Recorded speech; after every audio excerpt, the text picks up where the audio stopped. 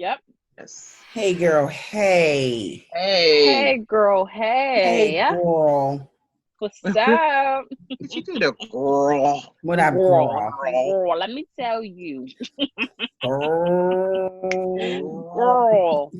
When you Why said is the it girl that? with a U, it's serious. URHL. You are a Girl. girl. Say, hey, girl. Hey, podcast. Urban Media Today. Your radio chick, Kiki Brown. And I am the chatter chick, LaShawn Tipton. And I'm the millennial chick, Gerri Tipton. We're going to have a special guest. Amber Owens, attorney Amber Owens, is going to join us today. Talk about some very serious news stories that hit us this week. But before she checks in, we gotta get an update. I already know how the chatter chick is doing. I don't know how the millennial chick is doing. The radio chick is freaking out. I'm sick of this whole coronavirus thing. I'm tired of it. I'm over it. I'm not freaking out. I'm not there yet, but I'm at a point where it's like, I'm sick. I'm in a Groundhog Day movie. Yeah. Yeah. What about you? Like I had said in like previous podcasts, the quarantine, I've been doing good with it, because I'm an introvert anyways. So I'm okay with the alone time and stuff, but you do miss your social gatherings, with people. Like I do miss physically going in and doing the podcast with you guys. I do miss hanging out with my friends, stuff like that. And it's getting a little old. You know what I mean? Like I can only do it for so long, for once I have no plans this week, for the weekend. So it's like, what am I going to do? I mean, I know there's what we talked about doing before, like Netflix, movies and walking and stuff, but you can only do that for so long. And I'm getting tired of doing it. You know what I mean? So I'm trying to keep my sanity. I really am. It's there, but I know how you feel. It's just too much. I even catch myself when I say, hey, have a great weekend. Be safe. What are you guys going to do this weekend? Yeah. It's like, oh. I know. Oh, yeah. Okay. Well, I guess have fun doing that. I don't know. I think it's again, and I've said it before, I think it's a good time.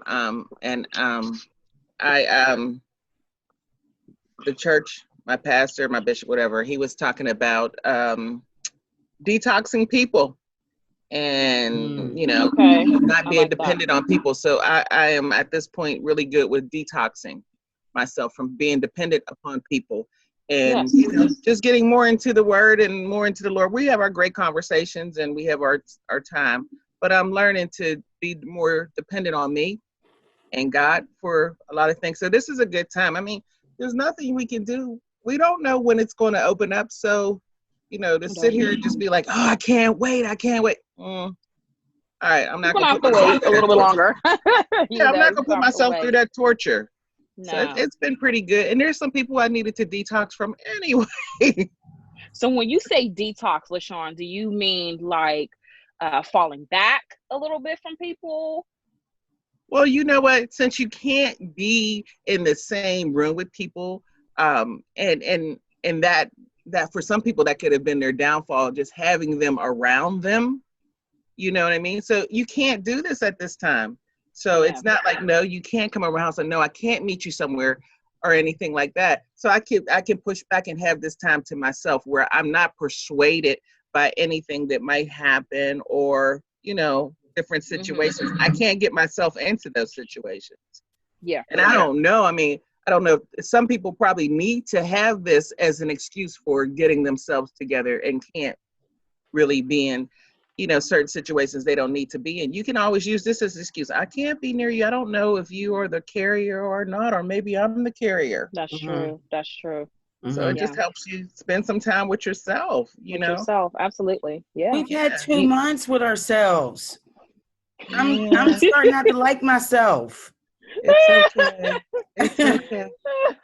I'm with both of you guys. Like I'm gonna straddle the fence. I agree. I'm getting tired of being alone. You know what I mean? Like I said, I'm I'm an introvert anyways, but I do miss going out and doing the little things like the casino, the movies, you know. But then again, on the flip side, I can enjoy this alone time. I can reevaluate some things. I can really focus on myself and my goals and like not get sidetracked, or like you said, LaShawn, detox yourself from people. So it has its good days and it has its days where it's like, you know. Yeah. See, I'm not sure because LaShawn, you're home throughout the day. So I'm not sure if the effect is different. I'm not. Every day I'm going to work. I'm doing the exact same thing every day. I get up at the same time. I do my prep at the same time. I walk Bo at the same time. I'm doing everything at the same time. I'm home at the same time. Everything is the same. And it's like, okay, how do I switch up? I've tried to do online yoga. I've tried that. I've tried it. I've tried meditation. And it's not that I can't do it. It's just that I have to get out of my own head.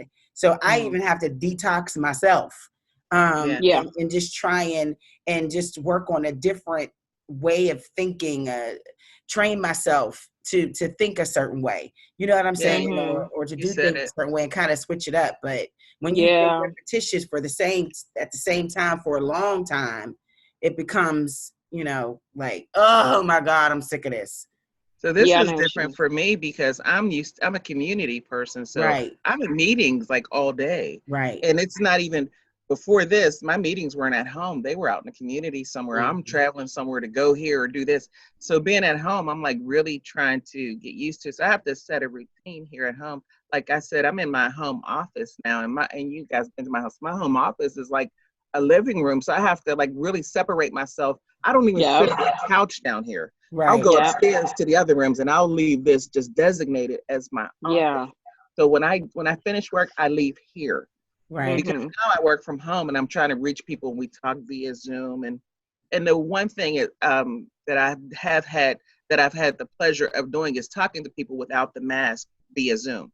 Mm-hmm. Yeah. You know what I mean? So and people it's nice on Zoom wearing a mask.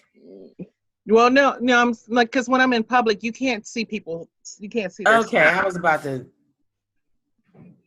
That's so crazy. When I do these meetings, you know, I get to see people's face, and I'm like, "Hi, it's nice." You know, I can really tell that they're smiling. So it's helpful. But it's a different time for us. It's definitely a different time. Watching television is so different for me. But one thing I did know and notice. You could tell she about to spill the tea. She'd be like, girl. I got to spill the tea. My skin is like really, I mean, I guess because I wash, I don't have I always wash my skin before I go to sleep, but I guess it's like not so worried and not so stressful. So I feel it on my body. Like I have less stress. I drink more water. I was real cognizant of that before, but now it's just like, you know, I don't have the worries. Girl, that's that Jesus. That's you have no one. Jesus, girl. That's the Jesus. That's that Jesus, girl. Yes. Another thing that I was reading up on is a lot of folks have been falling into this. I don't want to say depressive state, but kind of like a slump because of the weather. The weather being inconsistent, and then on top of that, not having to work, or on top of that, being with kids and being crowded and not being able to explore, not being able to, you know, to go outside and be social and not be able to, you know, step outside of whatever this routine has been for so many weeks. Yeah. And it causes such a depressive state for some people. And I kind of agree, just like the weather changes, there's no money. You don't have to go to work. You can't go outside. You know, people are upset because, you know, some of the state's not reopening or the state is reopening. And and you're surrounded and you're overwhelmed by a lot of the negative news stories that it's constant, like and some of the news stations try and throw in a couple of positive stories from time to time, but everything, I mean, from the first minute to the last, it's the coronavirus. It's everything. I don't even know if we could do the podcast without talking about it. We've talked about it when did the virus first come up? Since it started, beginning of March. Because I remember we were still in the studio when we were talking about it, and it's been a topic every week because every week it's always something different, you know, about the virus, the rates of death, or you know, sky high, you know what I mean? Like it's everything. Places closing down, stimulus checks, everything around the coronavirus.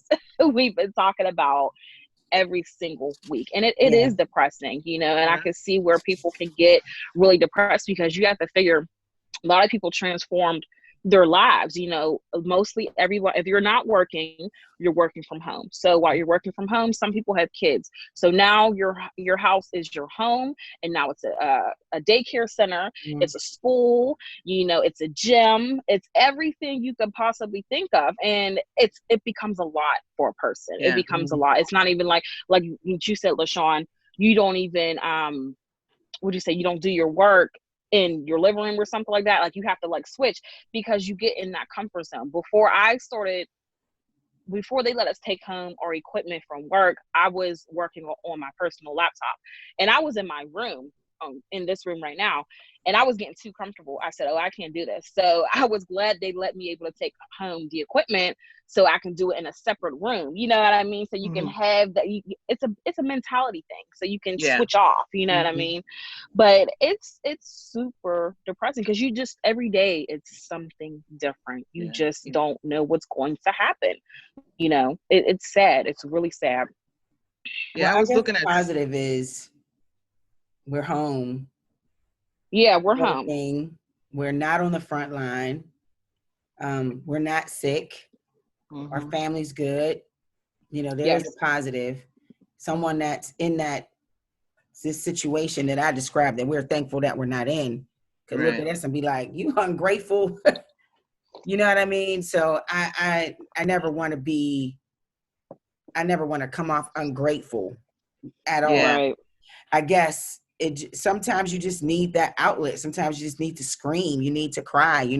I was watching, I had asked if you guys have watched Becoming. Not yet. The story on Michelle Obama. The first 13 minutes, I was bawling. I was like, okay.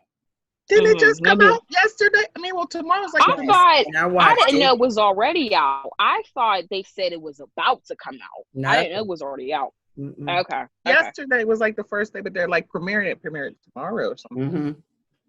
Kiki got the bootleg. The first 13 minutes, I was like, really? Oh man. It wasn't sad. It was just I missed them. I know. Especially during this time, you really, really miss them. Like them 8 years went by so fast. You know what I mean? Like I remember when he first got elected, I was in high school. You know, senior in high school, and we were talking about the first Black president, and we were talking about it in our English class. And someone I know to this day still has the newspaper of him on the front. He keeps it laminated. He's like, this is something you keep forever. You know what I mean? I think I still have mine. I have mine too. I don't have them laminated. Yeah. You don't. Bad. It's super sad because they were just like such. I wonder, do they still have them? You know what I mean? Like it's 2020. You should be able to. Yeah. I have like the magazines. The magazines. Yep. Everything. Actually, here in my home office, I have I had these little figurines of both of them. Yeah. Those little things like that. I mean, yeah, I do. I miss the wisdom of him speaking because, the present guy that's there now, I don't see any wisdom, but I pray for him and I pray for wisdom. But that was one of the things I did appreciate about President Obama. He knew when to speak and how to speak effectively. How to speak. That made you feel that he was telling the truth.